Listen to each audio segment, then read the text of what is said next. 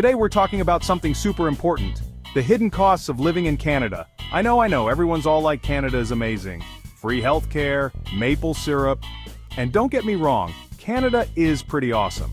But like anything else, there are always two sides to the story. So if you're thinking about making the move to the Great White North, buckle up. We're about to break down those hidden costs that nobody tells you about. Trust me, you don't want to be caught slipping. Okay, first up, let's talk about healthcare. Yes, Canada has universal healthcare, which is amazing. But hold your horses because it doesn't cover everything. Think of it like this. You go to an all-you-can-eat buffet, right? You're hyped.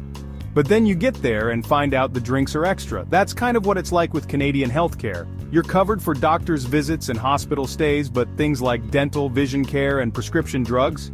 Yeah, those are usually extra. So, unless you've got insurance through work or you're ready to drop some serious loonies, be prepared to pay out of pocket. And let me tell you, those costs can add up faster than a beaver building a dam. Trust me, you don't want a root canal to bankrupt you. Been there, done that, not cute. Next up, housing. Listen, Canada is huge, but for some reason everyone wants to live in Toronto or Vancouver. And you know what happens when everyone wants to live in the same place? The prices go through the roof. Seriously, finding a decent place to live in those cities can feel like trying to find a unicorn riding a moose. And even if you do find something, be prepared to shell out a big chunk of your paycheck.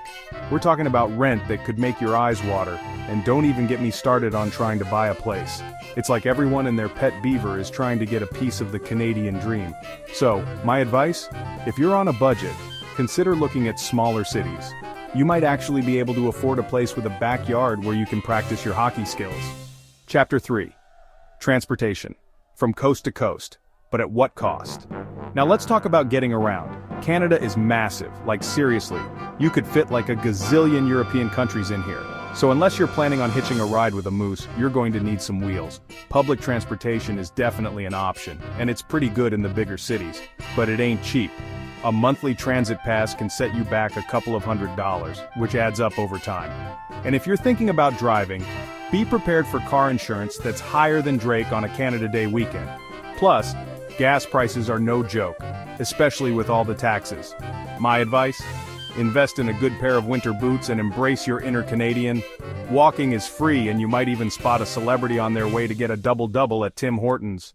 Chapter 4. Education. Investing in those little beavers. Okay, for all you parents out there, listen up. Public education in Canada is free, which is awesome. But before you do your happy dance, remember those hidden costs we were talking about? Yeah, they apply here too. First of all, school supplies. You're going to need more than just pencils and notebooks. Think textbooks, field trips, school uniforms if you're in a private school. It all adds up. Then there are extracurricular activities, hockey, soccer, music lessons, you name it. These things are not free, and if you want your kids to be well-rounded individuals, be prepared to open your wallet. And don't even get me started on post-secondary education. University tuition fees are no joke, so start saving early, folks. Chapter 5. Taxes. Sharing is caring, whether you like it or not. Last, but not least, let's talk about taxes. I know, nobody likes talking about taxes, but the truth is, Canada has a pretty high tax rate compared to some other countries. You've got your income tax, which gets taken off your paycheck before you even see it. Then there's sales tax, which gets added to almost everything you buy. And don't forget about property tax if you're lucky enough to own a home. But hey, look at it this way, those taxes go towards funding all the great things about Canada, like healthcare, education, and of course Justin Trudeau's hair gel budget. Just kidding. Or am I? Outro, that's a wrap from the 6. Well, not really, but you get it. So, there you have it.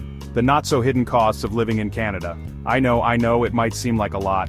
But trust me, Canada is an amazing country with so much to offer. Just make sure you do your research, budget accordingly, and be prepared for a few surprises along the way. And hey, if all else fails, you can always learn to make maple syrup and sell it on Etsy. Thanks for watching. If you found this video helpful, don't forget to like, comment, and subscribe for more content on living in Canada. See you next time.